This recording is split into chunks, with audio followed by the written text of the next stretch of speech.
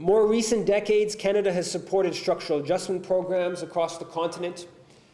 Tens, probably over $100 million in Canadian aid money channeled through the World Bank and IMF in the late 1980s, mid-late 1980s, early 1990s, supporting structural adjustment programs across the continent.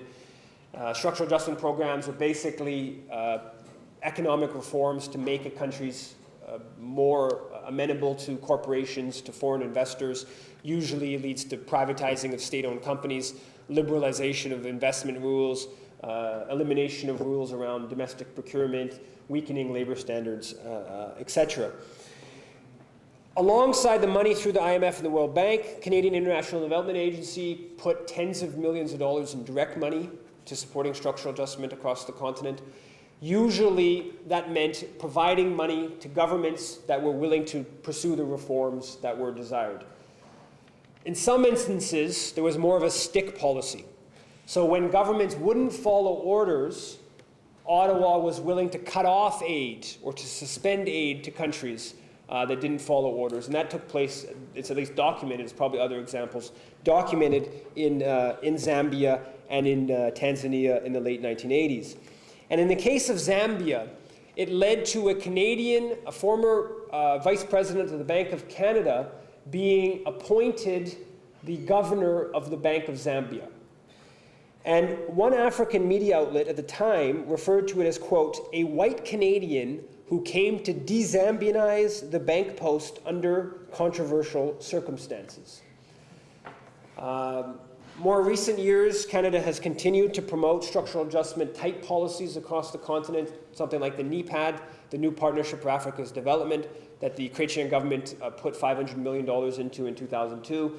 Not as aggressive as the structural adjustment period, but similar type policies of exchanging aid money for neoliberal type policies.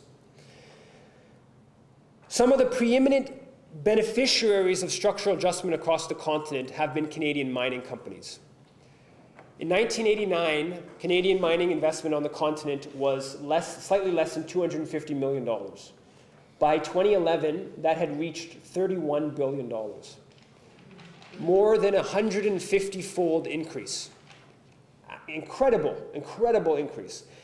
Completely tied to the privatization of state-owned companies, to weakening of controls on foreign investors, to the general structural adjustment policies that were promoted and pushed by Ottawa. And today in Africa, Canada is a mining superpower. It dominates in most countries outside of South Africa. People often talk about China buying up Africa's resources, but on a per capita basis, Canadian companies are buying up Africa's resources at a much higher rate than Chinese companies are. And Canadian aid money, Canadian companies are heavily involved in influencing countries' mining codes. Usually, when they influence countries' mining codes, it leads to mining codes that are better suited for foreign investors.